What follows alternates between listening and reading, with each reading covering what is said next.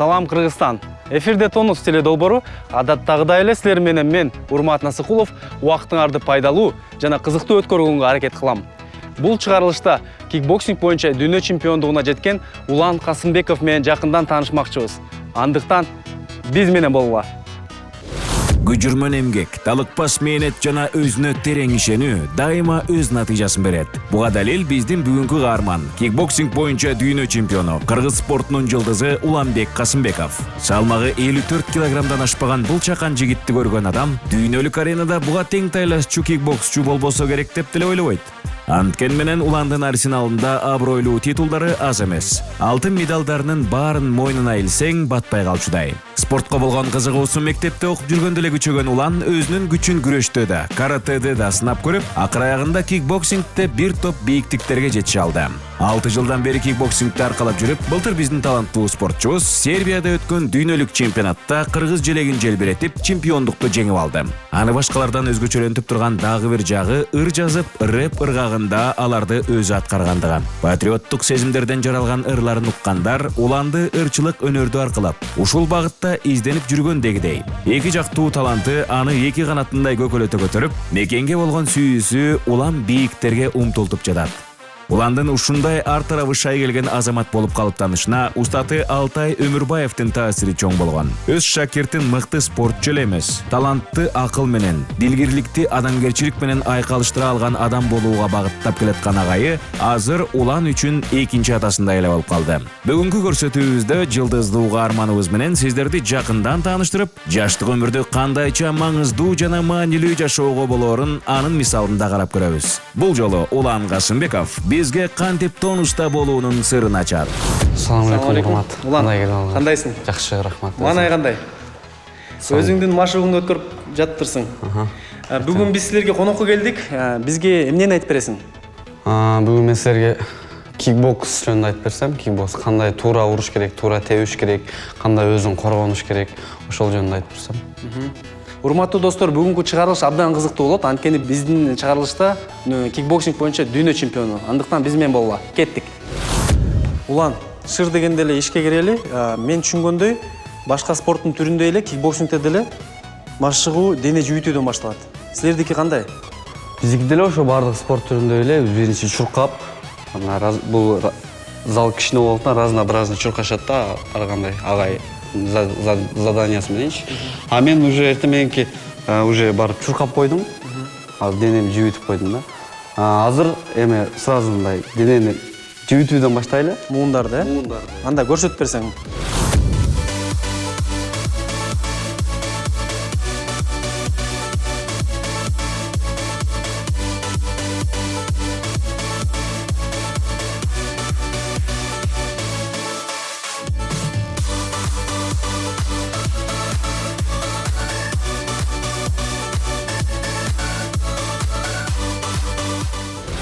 Улан, көпчүлүк адамдар бул бинтти эмне үчүн байлаш керек экенин деле билбейт болуш керек да. Ошондуктан сен бизге түшүндүрүп берсең, бул ыкма эмне үчүн керек? Бул туура айтасың, негизинен көп ойлойт, мындай коозлук үчүн байлайбыз депчи. Бул негизинен бул жаракат албаш үчүн, бул эң негизги бөлүк да. Ошондуктан колду ар бир бармакты чыгып кетпеш үчүн бул биздин колдорубуз бул уруш үчүн эмес да, бул жеш үчүн. Ошондуктан урсак сынып кетиши мүмкүн бармактарыбызчы. Ошондуктан буларды ар бир байлап чыгыш керек.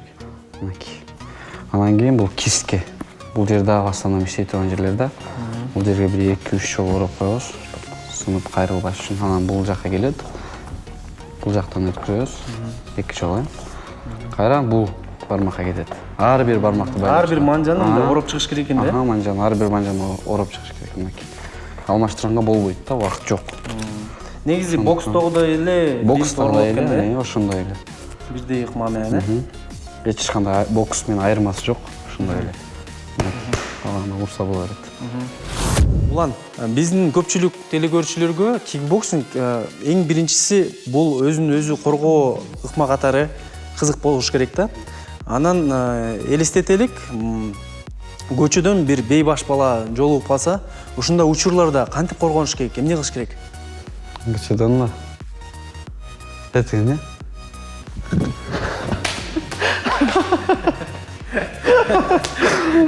Мен ойлойм эң жакшы өзүн коргоо ыкма ушул деп. Албетте баары тамаша. Көчөдө эгер мен көчөдө ушундай болуп кетсе, баарынан да биринчи өзүм сөз менен түшүндүргөнгө аракет кылам. Согушпай сөз менен бүтөргөнгө аракет кылам да. Анткени баарыбыз эле адамбыз, сөз менен түшүндүрсөң түшүнөт го деп ойлойм да. Мушташканды өзүм да 7-чи эле көчөдө мушташтым, ойлоп көрсөм бул туура эмес экен да. Ар бир эркек бала үчүн өзүн коргоо үчүн спорт менен машыгыш керек, кандай ударларды, кандай өзүн коргош керек, ошолорду үйрөнүп алыш керек. Биринчиден бул адам өзүн коргоонду билиш керек да. Коргоондо бул кайсыл жерлерди? Негизинен бул челюсть деп коет. Бул жер эң мындай слабый, алсыз жерде эң. Ошондуктан бул жерди дайым кол бул жерде болуш керек. Анан кийин корпустар бар бул жер. Ошондо кол менен башты мындай жаап турат экенбиз да. Кол менен, анан кийин бул обязательно бул жака канат менен денеге жабылып туруш керек. Анткени бул жерде боор деп коет. Боорго урса адам өзүнө келиши кыйын да. Ошо эң алсыз жер бул жерде. Ошондуктан ар дайым жабып туруш керек. Коргонгондо жакты жаап, жабыкты жабыш керек. Оң кол менен да мындай бекемдеп коюш керек экен. Ар дайым көчөдө чыканак жакын болуш керек. Чыканак бул корпуска жакын болуш керек. Бул кол бир дистанцияны сактап турат постоянно. Кээ урганда ушул коргонуу үчүн бир жакшы көнүгүү бар. Пятнашка деп коет. Ошону экөөбүз ойноп көрөлү. Экөөбүз турабыз. Эмне кылышым керек? Сен турасың, мындай эле экөөбүз. Кадимгидей көчөдө мушташкандай эле. Мен сени урам, сен өзүң тососуң, буттен коргоносуң, мен сени урам. Мен ачылганда ошол жерге уруп калышың керек. Ачылган жерге. Түшүнүктүү анда. Баштап көрөлү. Акырын стойкага жакшы турасың. Мен айткан алдыда бул кол дистанцияны чувствовать этет. Төм, молодец. Качасың аркага, качы,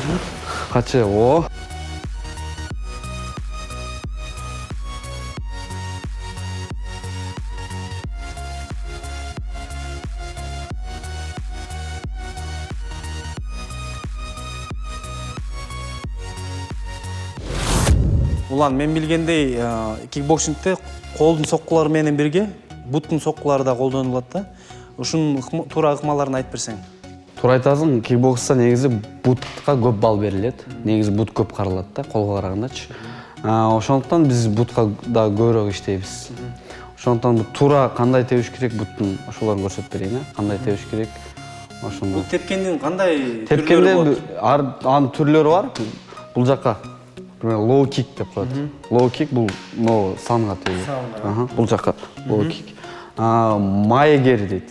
Бул прямой мындай удар. Келип аткан встречный. Бул жака маегери. Бул каршылашты токтотуш үчүн. Токтотуш үчүн. Анан кийин маваша деп коет, бул башка тебилет. Башка. Ошол негизинен 3 удар. Анан кийин йока деп коет, мындай бул көп колдонулбайт, негизинен бул ударлар колдонулат. Булга башка. Low kick деп коет. Жака тебилет. Кол менен дистанция кармайт. Бокста дистанция жакын болсо, бул бут кошулган алысыраак болот да. Кикбокста. Ошону тебилет. Колду алдап постоянно. Анан кийин бут келет. Жакшы. Эми бул жактан тебилгенде бул көп мындай тебиши мүмкүн. Бул буттун ноо жери тийиш керек да, бул жагы. Сырткы бети, Или ноо жери тийиш керек. Бул жак дегенге болбойт. Анткени тизе коюш мүмкүн. Ошондо сен тепкенде бутту кайра эткенсиң да? Кайра өйдөдөн мындай. Өйдөдөн ылдый мындай чалат экенсиң да? Бул тепкенде ар бир удардын өзүнүн защитасы да болот да. Сен защита коюшуң мүмкүн. Тизе койгондо мен тизеге тебе албаш үчүн өйдөдөн тебем мынакей. Өйдөдөн тебем. Ошон үчүн сындырбаш. Сыдырып тебип кетесиң да? Өйдөдөн ылдайга. Кел анда биякты дагы бир жолу тебир. Өйдөгө тебем. Low kickти кичине болсо да түшүндүк окшойт. Эми жана түз тепкен. Муну болсо кандай тебиш керек? Келип атканда. Ошол эле биздики. Ачыш керек, Low kick. Мындай келип туруп, бияктан кайрылса, бул да түртүнүш керек экен да. Могу жакты бир аз алдыга жибериш керек. Ал ноо жери менен тебилет. Ошондо бүт дене иштейт экен да? Полностью дене иштейт. Корпус. Ана, аракет кылып көрөлүк.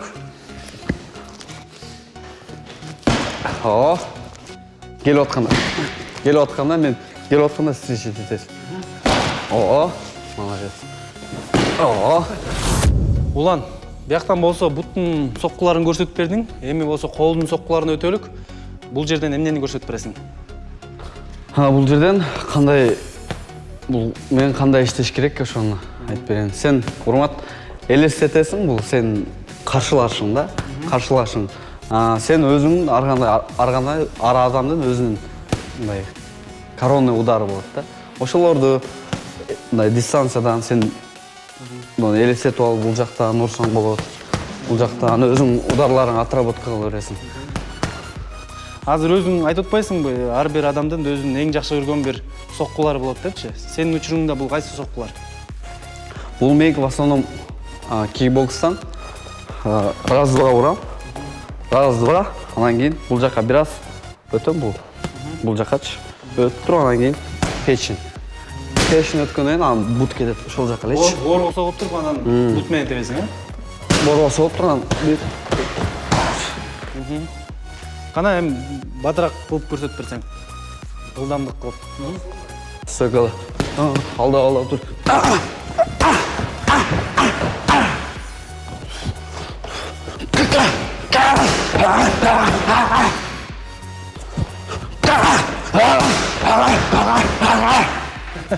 Урматтуу достор, чынында мен бул Уландын каршылашынын ордунда болгум келбейт эле, анткени мен жанында туруп эле бул удардын, соккулардын катуулугун сезип турам да. Улан, бүгүнкү машыгы үчүн сага ыраазычылык билдиребиз, мага абдан жакты. Рахмат, урмат, силерге да чоң жакты. Ардактуу телекөрүүчүлөр, силер болсо экрандан алыстабаңыздар. Анткени Улан жөнүндө эң кызыктуу маалыматты мындан ары биле аласыздар.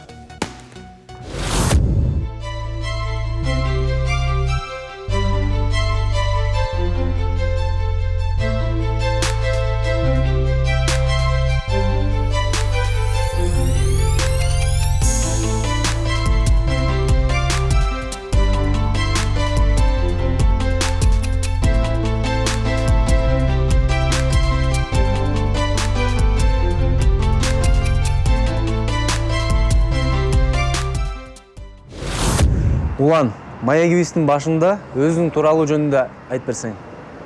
Мен 1990-жылы Жалал Абад областынын Аксай районунда туулуп өскөм. Ошол жакта окуп, ошол жакта мектепте бүткөм. Үй бүлөдө 2-1 тууганбыз, карындашым бар. Ошол атам ошол Аксай районунда больницада сүрөтчү болуп иштейт. Апам үйдө, үй кожойкесі. Бул спортко сен кандайча келип калдың эле? Бул спортко келген себеби мен негизинен эле кичинекей кезимден спортко жакын болчумун. Кичине мен карате, күрөш, эркин күрөш менен машыгып жүрчүм. Анткени мен кругумда балдар өзүмө окшогон ушундай жөнөкөй адамдын балдары болчу, анан кедейдин балдары бар болчу. Анан школда окуп жүргөнүбүздө мектепте башка балдар келип, аларды кемсинтип, сен тигинин баласың, анын баласың десе, мен карап тура албай эле аларга болушпайт. Күндө каждый день мушташчумун алар менчи. Анан үйгө келип алып, үйдө өзүм мешокторду жасап, тренировка машыгып, ошолор менен уруп, ошолорду ошентип жүрүп Бишкекке келдик кийин. Бишкекке келгенден бул жактан бир байкем бар, ошол өзү жактан болот да. Ошол тосуп алган мени, тосуп алып, ал кафеде иштечү. Ошонун жанында жүрүп, кафеде ырдап, өзүм курсагын багып, ошол квартирага акча чыгарып ошентип жүрдүм да. Кафелерди ырдапчы. Кафеде ырдаганда деле өзүңөр билесиңер, мен кичинекей жаш баламын, боюм да кичинекей, кичине 100 грамм ичип алгандан кийин эле келип, тиги ырчы, бул ырды ырдап кой, ал ырдап кой, бул заказ менен десең, кандайча заказ менен ырдап кой да жөн эле дешип. Мен чыдай албайм да андай. Ошол чыгып эле мушташып кете берчүмүн. Көп мушташ, күндө каждый день мушташып калдым, акыркы күндөрчү. Күндө көк ала болуп, чоң балдар. Анан кийин бир күнү ошол жерде эле досум жүрбөйсүңбү ашыгабыз деп, ошол алыш спорт клубуна барып, анан Алтай Омурбаев менен тааныштырган да меничи. Анан кийин кикбокска барып буту колуң коесуң дагы мушташканды үйрөнүп көчөдө да эч кимден коркпой каласың деген да. Анан ошентип жүрүп Алтай агай менен таанышып, ошол Алтай агай мага көп жакшы насааттарын айтып, мени жашоону көп үйрөттү да. Ошодон кийин мен спортко келген, чоң спортко келгенден кийин көчөдө да мушташпай калдым. негизинен чоң спортко келгенин себеби чындыгын айтканда мен жыргаганман келген жокмун да. Жашоонун кыйынчылыгынан, жашоодон издегеними ошол кикбокстан таптым десем болот да. Былтыр Сербияда сен чемпиондукка атаандашып, ошол жактан жеңишке ээ болдуң да. Бул чемпиондук жол сен үчүн кыйын болдубу? Канча узак болду? Кикбокска келгениме, Алтай агайдын колуна келгениме бир 6 жыл болду да. Ошо 6 жыл аралыгында ошол негизи жаңы спортту баштаганыбызда эле Алтай агай менен негизи койгон максатыбыз бул чемпион мира болуш болчу да, негизги. Анан 6 жыл ичинде 5 жыл ичинде чемпион мира ушул жетишкендикке жетиштим да. Негизи бул сыры мен ошол жеткеним сыры мен эртең менен келип 10да келип, эгер мен өзүм бир ударды отработка кылып атам да, кылып окшош болсо, кечке бир күн кечке болсо да ошол пока ошол ударым өзүмө жакмайынча отработка кыла берчүмүн да. Башкалар бир күндө 26 тренировка кылса, мен бир күн целый бир күн кечке тренировка кылчумун. Ошондуктан көп ойлойт кантип кыласың. Негизи жашоодо түрткү болуп, кыйынчылык болуп, анан кийин каалоо болсо, эч кандай кыйынчылыктын баарын жеңе алат экенсиң, негизи каалоо болсо эле. Ар бир залкар инсандын, ар бир бийиктикти багынткан адамдын аркасында аны коштогон, аны колдоп жүргөн бир топ киши болот да. Сенин жашооңдо, сенин өмүрүңдө бул кишилер кимдер? Бул жолдо мага көмөк көрсөтүп, коштоп жүргөндөр албетте мен биринчи очередте мен ата-энем. Албетте башында каршы болгон, кереги жок, травма аласың, жаракат аласың деп. Кийин азыр баары түшүнүп, жашоом ушул экен, өзүм кызыккандан кийин баары түшүнүп билип, ошолор биринчи очередте көмөк көрсөтүп, ошолор мени духумду көтөрүп, карындашым бар, постоянно мен жаңа алып жүрөт, анан жакындарым, туугандарым, анан албетте мен биринчи очередте тренерим Алтай Умурбаев. Убакыттан пайдаланып рахматымды айтып кетсем, агайлар ойлоп табат, биз чыгып жөн эле агайдын айтканын эле жазайбыз да, тренердин айтканын эле толугу менен жазышыбыз керек да. Анан албетте мен спонсорлорум, эки жакка чыкканда спонсорлорум бар. Биринчиден Эдил Касенов деген байкем бар, аябай көп жардам берет, мурун көптөн берчү. Спонсорлорум бар, дагы башка спонсорлорум көп, дагы баарына учурдан пайдаланып рахматымды айтып кетсем. Спорт сени эң башкысы эмнеге үйрөттү? Спорт мени көп нерсеге үйрөттү, чынын айтсам. Спорт аркылуу мен өзүмү тааныдым да, кандай адам экенимичи. Буга чейин көчөдө өзүмү издеп, мушташып, ушундай болуп жүрчүмүн. Спортко келип мен көп нерсени тааныдым. Өзүмү кандай алып жүрүштү, кандай жерде кандай өзүң алып жүрүш керек, өзүң денеңди мындай сезип. Анан кийин спорт бул негизи жашоо экен да. Негизи биз жер жүзүндө, тоголок жер жүзүндө 80 жыл, 90 жыл жашасак, ошол эле баардык жашоону менин оюмча 4 бурчтук рингдин ичинде 3 минутага камтып койгондой эле да. Ошол 3 минуттан ичинде баардык целый жашоо да. Өзүңү кулап калганда жатып калбай туруп, нокдаун болгон учурда дагы чыдап мен утушум керек, мен максатыма жетишим керек деп характер, мүнөзүң менен турушуң керек да. Жашоодо деле ошондой. Мисалы максатка жетиш үчүн алдыңан ар кандай кыйынчылыктар болот, капталдан келет кыйынчылыктар, кээбилери бутуңан тартат. Ошого туруштук берип, неме кылсаң, албетте максатыңа жетесиң да. This is Combine Training. Let's go.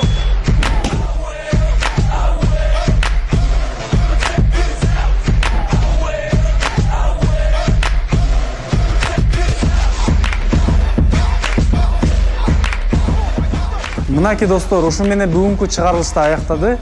Силер менен болгон Урмат Насыкулов. Спорт менен машык кыла, өзүңөргө ишенгиле, дайыма тонуста болгула. Дени сак, улут, өлкөн.